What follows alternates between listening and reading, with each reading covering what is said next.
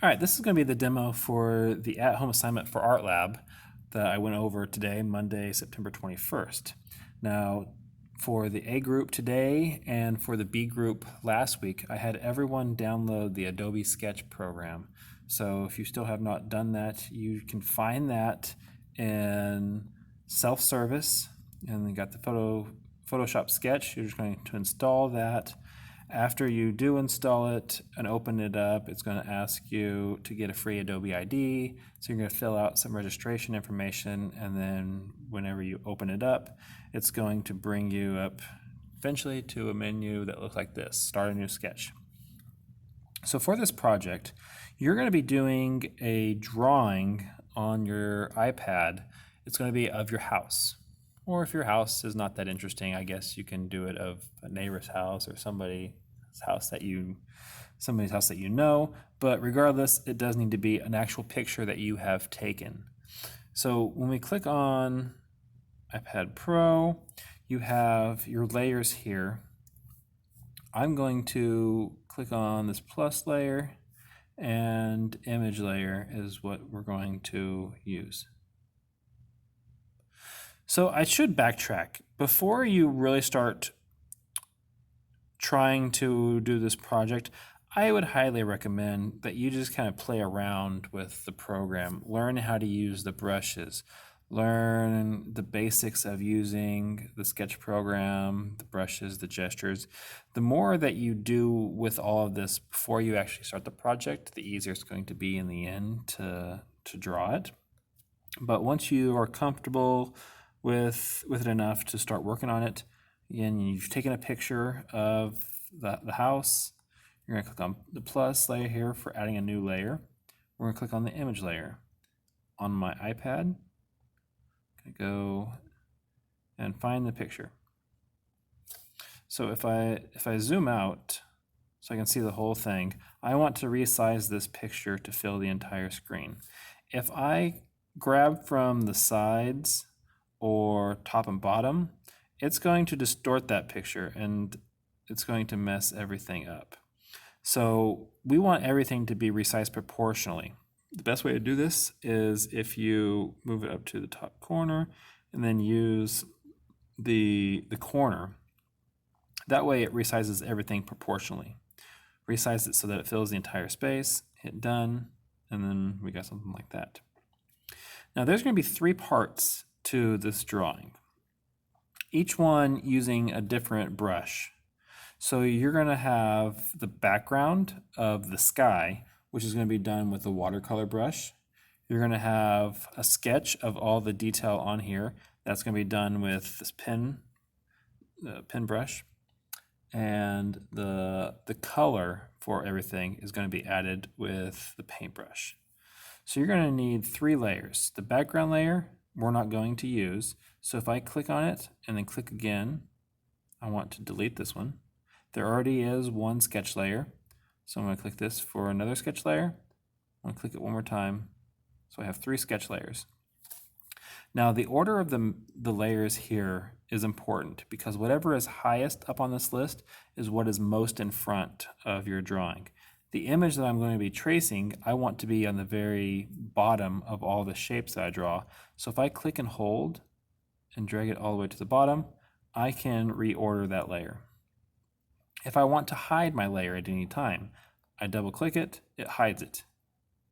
With my layer selected, if I click on it once, it brings me up these options. When we're drawing, changing the opacity can be helpful to be able to see the difference between what you're drawing versus the actual picture. I can still see the picture, but if I start drawing on top of this, I can tell the difference between drawing and picture. So I'll go ahead and leave it like this for right now. Now, like I said, 3 brushes. The first one, we're going to be drawing just the background. So I'm actually going to go ahead and hide my image layer, and we're going to be drawing on this first sketch layer. So for this, I want to use the watercolor brush. If I tap on it once, it selects that brush. If I tap on it again, I have these brush options here. For the actual brush itself, if I click and hold, I have the option of changing to different brushes, but it's already at the one we want, the watercolor flat brush. So we're just going to be painting the entire sky. So change it to color, pick a blue. Now, to make this look realistic, you want a blue that is a very light, kind of subtle shade. I would not want to paint a sky this color blue because that's just not that realistic. So I'm going to kind of pick it somewhere up in here in the middle. I'm going to make it pretty light. So something kind of like that to start with. I can resize this as big or small as I want. I'm going to go pretty big at first. I'm trying to click and drag, and I'm going to cover this whole thing in my first shade of blue until all that checkerboard pattern is gone.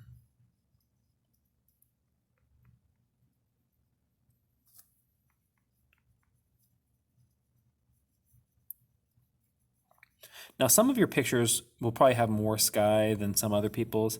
In my original picture, there's not really much sky showing, but it's a lot easier to paint everything on top of the sky than to have to paint the sky around everything, especially if there's trees and leaves that you see the sky showing through the branches. So I don't have to necessarily go all the way down to the bottom. So I have one shade just to make it more realistic. When you look at the sky, there's lots of different shades of blue, not just necessarily one. So I might go a little bit darker. Add a little bit, maybe towards the top. When you're doing this though, you want to keep your lines horizontal. A brush stroke like this for the sky is not going to be realistic.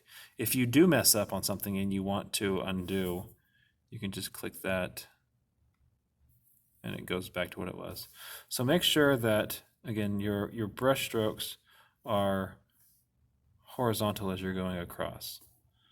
So I might go just a little bit darker still, just for the top here.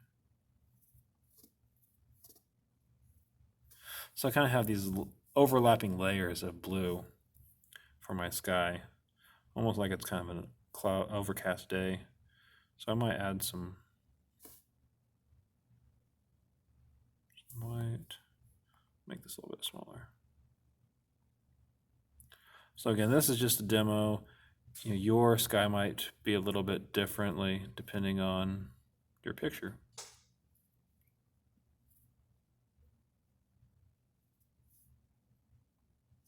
So with the watercolor feature, you'll notice that once I stop painting, the colors kind of start to bleed into each other as though it was actual watercolor. So that's kind of an interesting feature of this, to make it look like it's those actual brushes.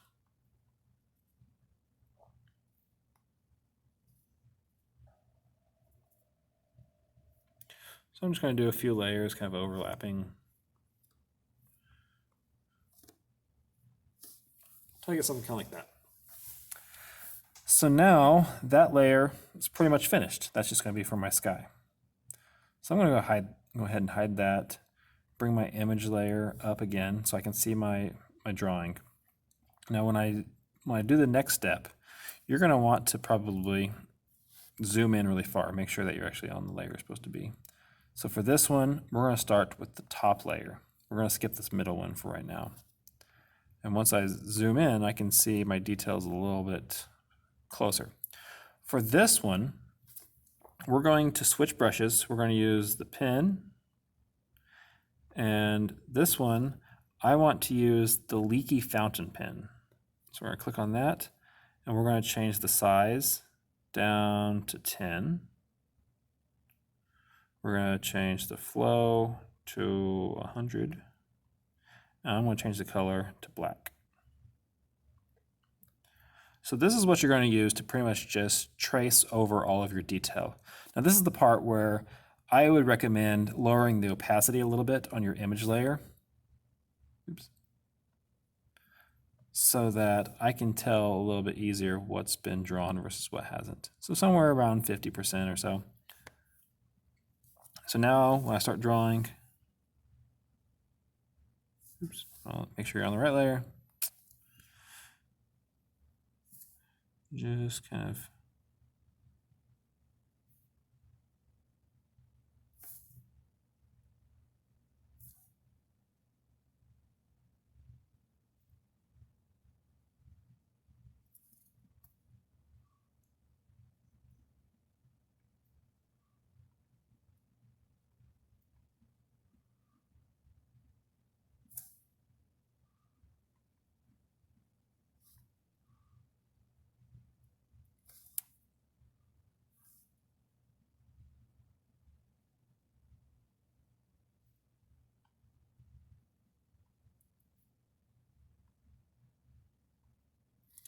and so on.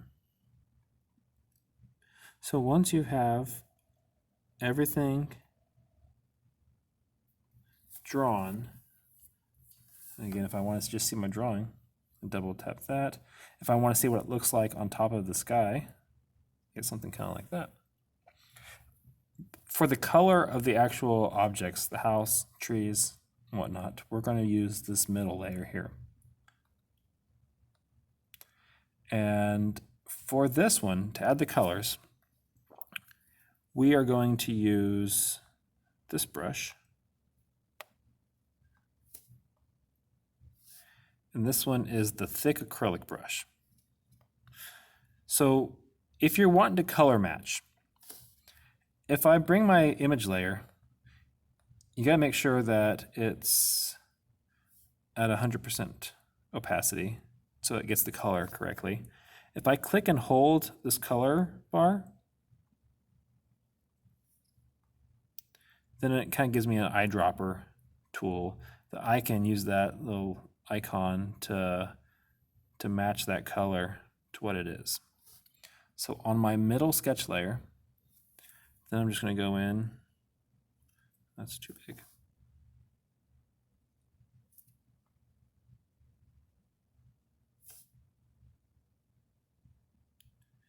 And I'm just going to fill in that space.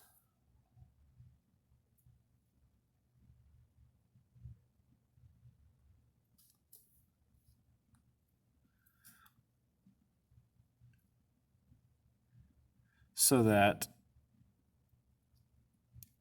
the pen work stays on top. That lets you see all of the detail.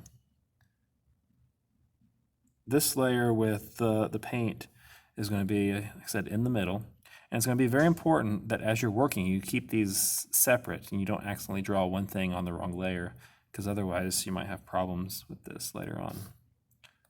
But kind of like that. In the end, I'll just fill up this entire scene with pictures of your house. So we're going to be working on this for the at-home project for quite a while, at least all of this week. And then on Sunday, I'm probably going to have you upload an in-progress picture of what you have going on, just kind of so I can kind of see how far along everything's going at home, so that I can kind of assess when to put the deadline for this. So if you have any questions on any of this project, email me, and then I'll help you out. So good luck. Thanks.